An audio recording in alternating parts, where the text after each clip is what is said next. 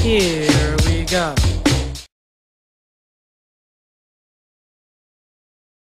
The show, okay? Yeah, absolutely. Now check this out. Anyone who is interested, maybe come and see us guys, and then next year, if you come, bring, say, an hour's worth of music. This is stage number 1. You imagine if we do live streaming 2011, 24/7, okay, around the world. We talk to people, we get requests from people from Croatia, Hungary, around the world. Now it's going to promote the show.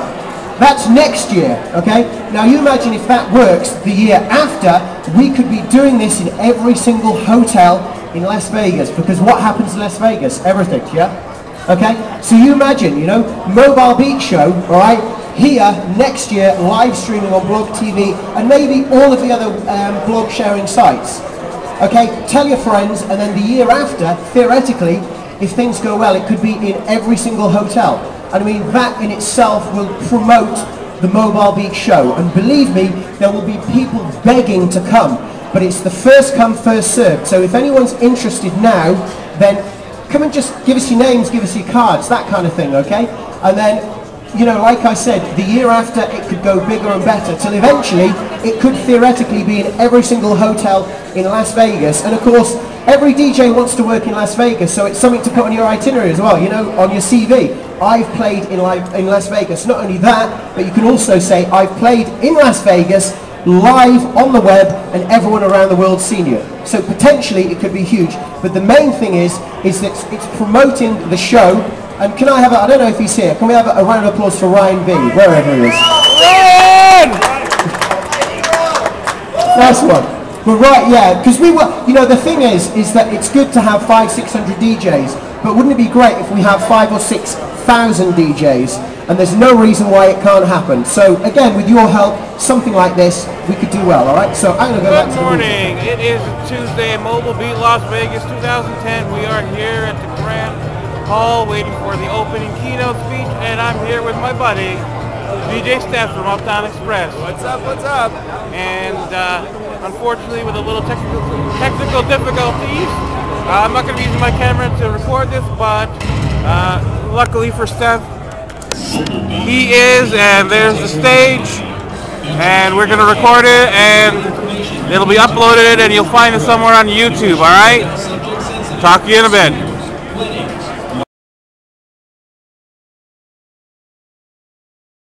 Actually, I've been 3 meals at the coffee shop.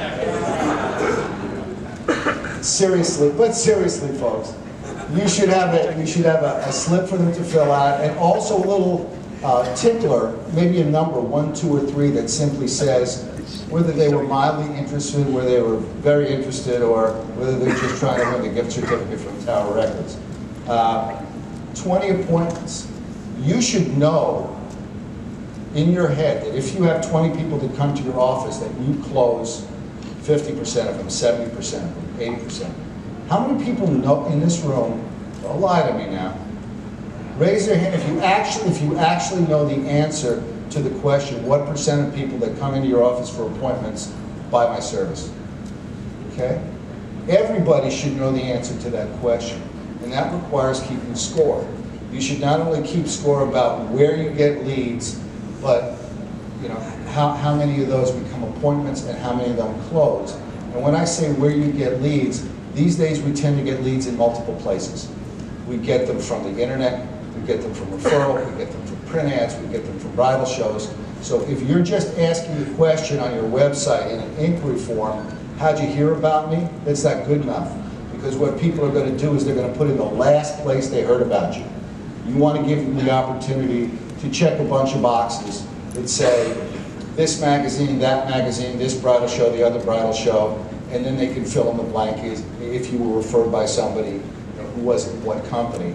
And by the way, don't just put down the places that you actually advertise, put down all the places that you could be advertising. So you might even get some false positives, that if you have a perfect wedding guide in your market, but you don't advertise in it, and you see a lot of people checking that off, what you know is they may not have seen you there, but they're reading that publication.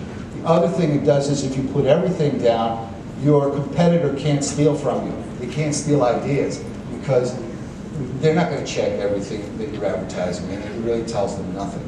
So know what appointments, and setting appointments with peers. How often do we see, how often do another wedding professional, and we say, oh man, I haven't seen you in so long.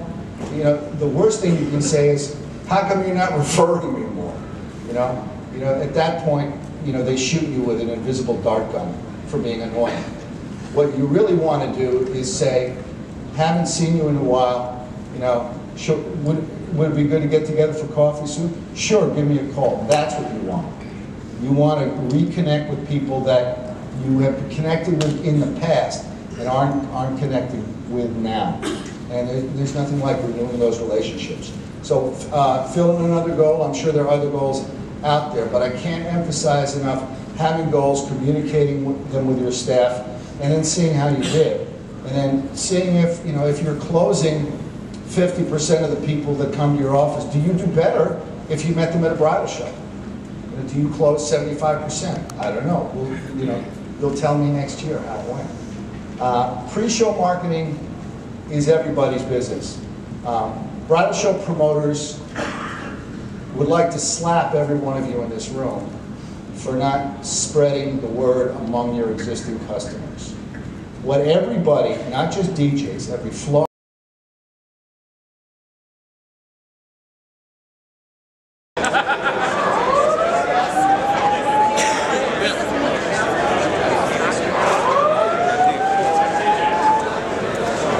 reminds me of school, you know, the bell, you know, time to race in the parking lot. You know.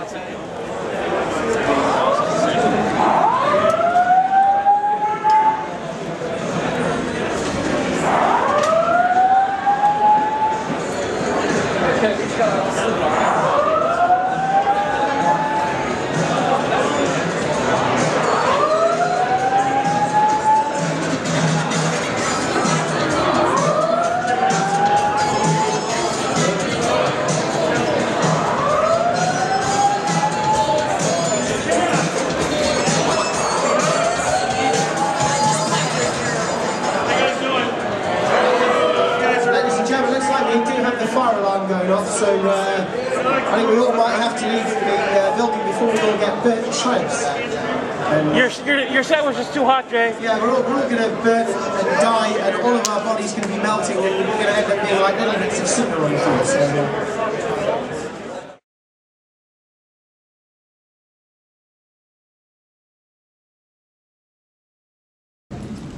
Stress. Was I stressed yesterday? No. I was very stressed.